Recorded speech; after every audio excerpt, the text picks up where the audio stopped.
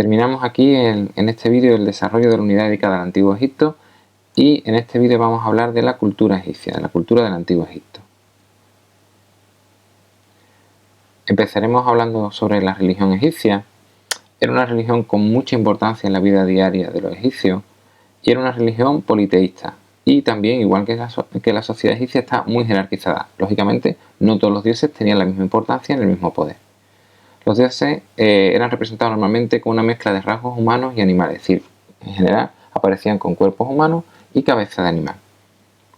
Los dioses más importantes, a pesar de que había muchos, vamos a hacer un mínimo resumen de los más importantes. Pues vamos a tener a Ra, que es el dios del sol y considerado padre del faraón; a Osiris, dios del más allá, dios de la muerte y de la resurrección; a Isis, hermana y esposa de Osiris, diosa de la magia; a Horus, considerado el protector del faraón, hijo de Isis y Osiris, es decir, era hijo de los dos anteriores que hemos visto, que ya hemos comentado que Isis era la hermana, pero luego también se convierte en su esposa. Tenemos también a Anubis, muy importante, dios de la momificación, y era el encargado, ya lo veremos, de llevar el alma de los muertos ante el dios Osiris. Y también otra diosa importante es Hathor, diosa de la música, de la alegría y del amor. En un momento muy importante para la vida del difunto era, según las creencias egipcias, era el juicio de Osiris. Bien, vamos a explicar a continuación en qué consiste el juicio de Osiris. Una vez que el faraón o la persona que se puede permitir un entierro en el que se momifique y todo eso ha fallecido, pues su espíritu va al inframundo, al Duat, y allí es guiado por el dios Anubis, que lo lleva hacia un tribunal presidido por el dios Osiris. Una vez llegado allí, Anubis cogerá el corazón del difunto y lo colocará en una balanza.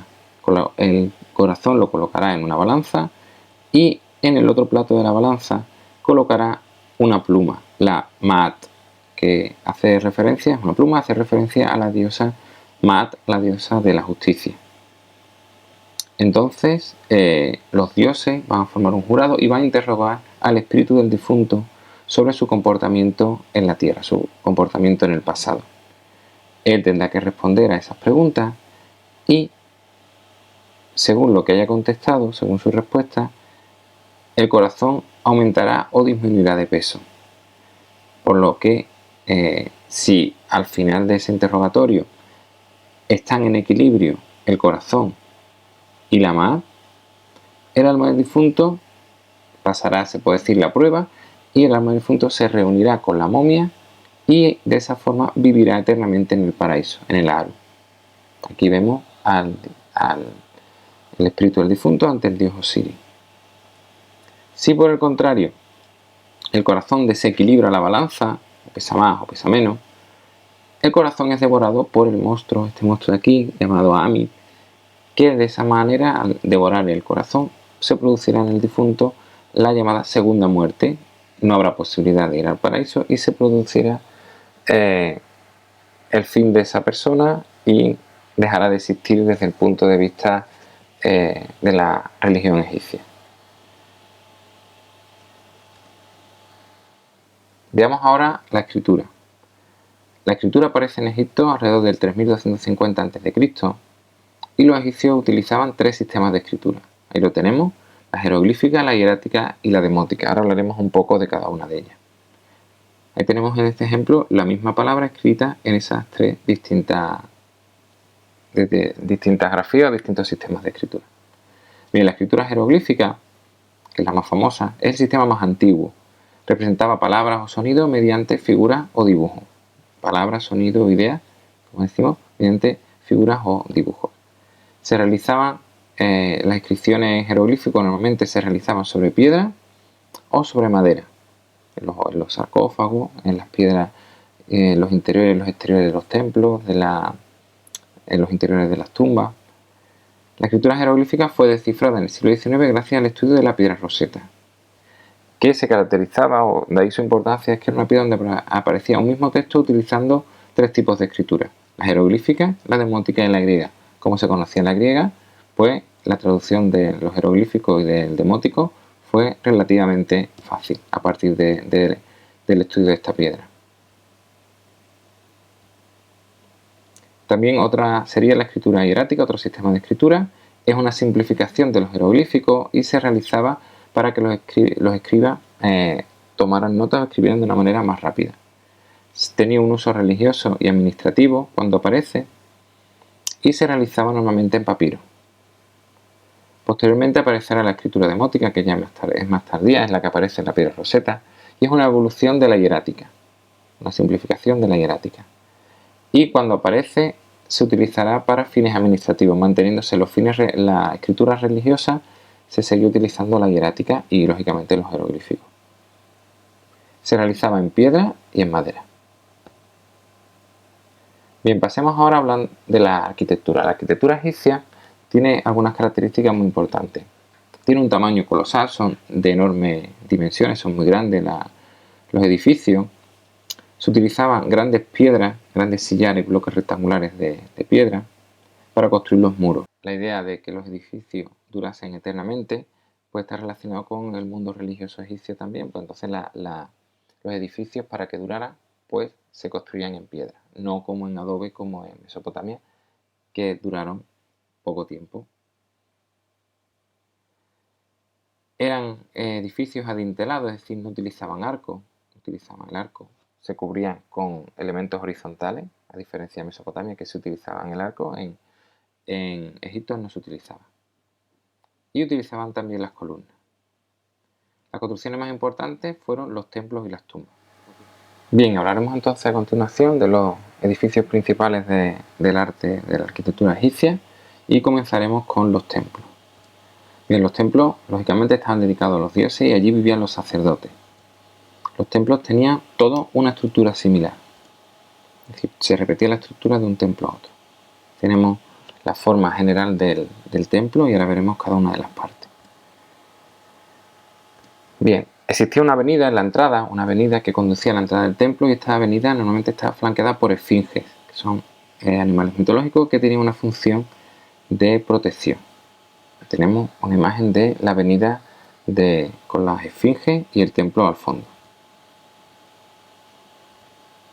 La entrada del templo, que sería esta de aquí, más o menos adintelada, no existen arcos, está situada entre estos dos edificios que se llaman pilonos y solían situarse delante de estos pilonos unos obeliscos, unos estandartes, como vemos aquí, y unos obeliscos, como se ha visto en la foto anterior. Y aquí lo vemos también, vemos el obelisco, aquí, falta otro aquí, pero originalmente debería existir dos obeliscos. La siguiente parte sería el patio, que situado detrás de la entrada es un patio abierto, es decir, no está techado y rodeado de columnas. Hasta aquí podía entrar la población general, la mayor parte de la población egipcia. Solo podía entrar hasta aquí. Ahí tenemos una imagen de cómo sería el patio mirando al exterior del templo, es decir, los pilonos y la puerta de entrada. La siguiente parte del templo sería la sala de columna o sala hipóstila. Es una sala techada, cubierta, que está sostenida por columnas. Aquí tenemos una reconstrucción, como está techada. Aquí aparecen representadas las estrellas, el cielo del firmamento, y está sostenida por columnas. Y la última parte del templo sería el santuario. Allí es donde está situada la estatua de la divinidad, a la que los sacerdotes limpian y preparan todos los días, y a ese lugar solo podían acceder los sacerdotes del templo y el faraón. Aquí tenemos, en esta parte de aquí estaría incluida, ahora falta, pero ahí estaría la figura de la divinidad del templo en concreto. Una cosa que hay que comentar es que todos los templos están situados en la zona este del Nilo, por donde sale el sol. Y ya veremos, todas las tumbas están situadas en la zona oeste, que es por donde se pone el sol, relacionado con la vida y la muerte. La muerte a la caída del sol, la vida en el nacimiento del sol. Bien, otra característica de los templos sería que hay un tipo de templos que se llaman speos y están excavados en la roca. Un claro ejemplo de esto, uno de los más famosos, sería el templo de Abu Simbel. Aquí lo vemos que sería un corte, esto sería la montaña y aquí sería, visto de lado, las distintas estancias similares, la función de las estancias similares al templo que hemos visto antes. Y aquí tenemos una imagen del templo de Abu Simbel con la entrada excavada en la roca y luego por esta puerta se entraría al interior del templo. Bien, pasaremos ahora a hablar de las tumbas. Había 3 tipos de tumbas: las mastabas, las pirámides y los hipogeos. Empecemos por las mastabas, que son las más antiguas. En las tumbas que van a utilizar los primeros faraones tienen esta forma.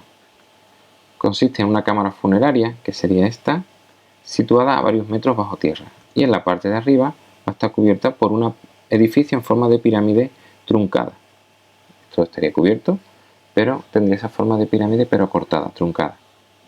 Son los primeros faraones los que utilizarán este tipo de tumbas. Las más famosas, las pirámides.